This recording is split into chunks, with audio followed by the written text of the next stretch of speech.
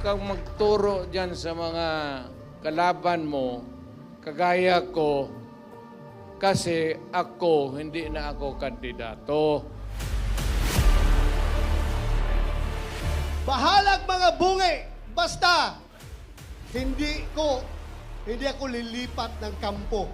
Yon po, itaga nyo sa bato!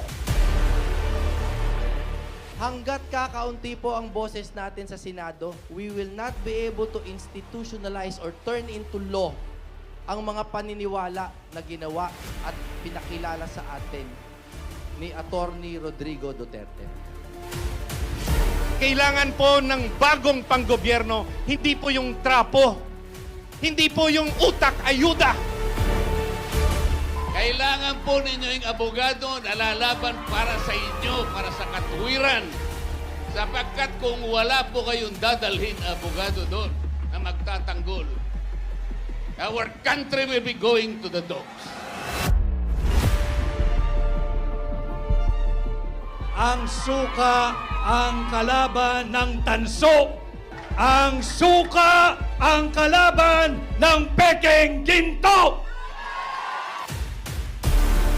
Inutusan po akong bumili ng suka at bumili ako ng suka. Siniguro ko na talagang suka yung aking binili, hindi po droga yung aking binili. Ano ang kanilang mga ginagawa ngayon? Tinitira si PRRD, tinitira si Vice Inday Sara, tinitira si Mayor Baste, tinitira si Congressman Pulong. Bakit? Ano ang apelyido nila? Duterte.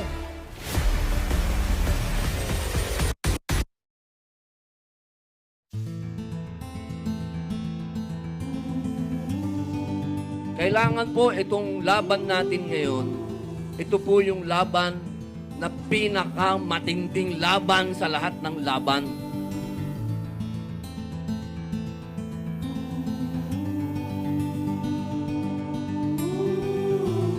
I am very humbled, kami po lahat dito ay very humbled na kayo po ay dumulo dito sa ating proclamation.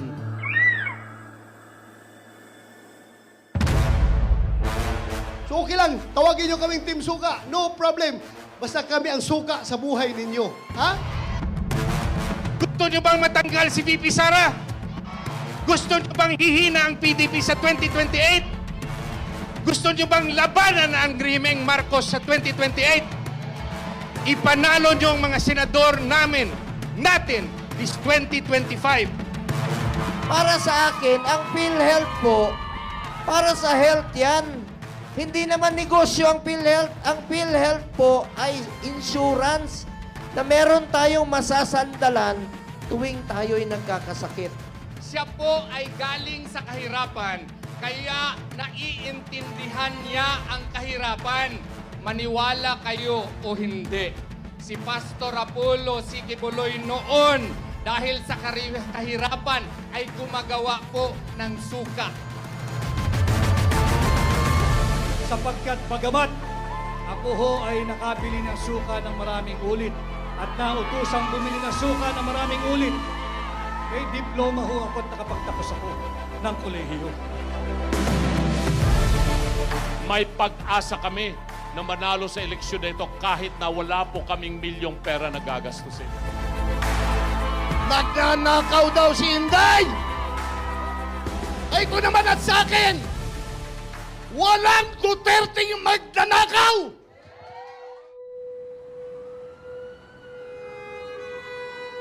Alam po ninyo mga kaibigan, kung yung aking mga kamay ay may bahid ng dugo, hindi ko po yan ikinakakahiya.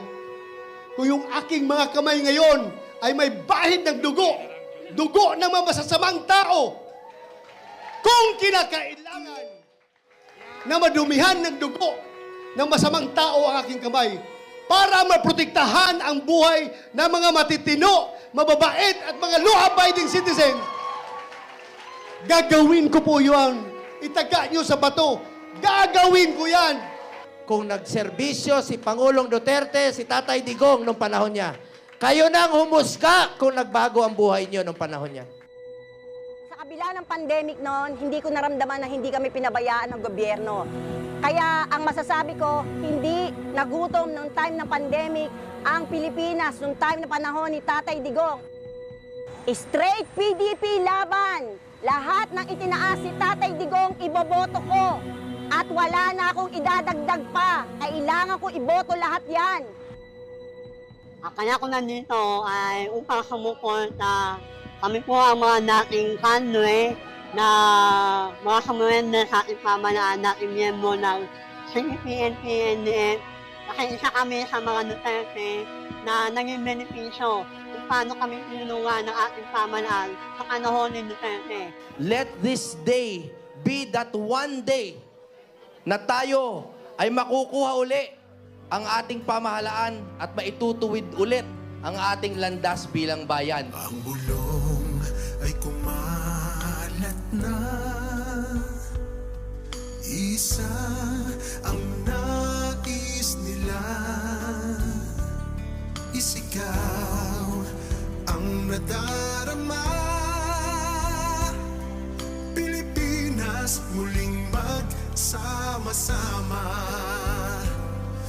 Pilipinas, Duterte pa rin ang tunay na nagmamahal sa atin.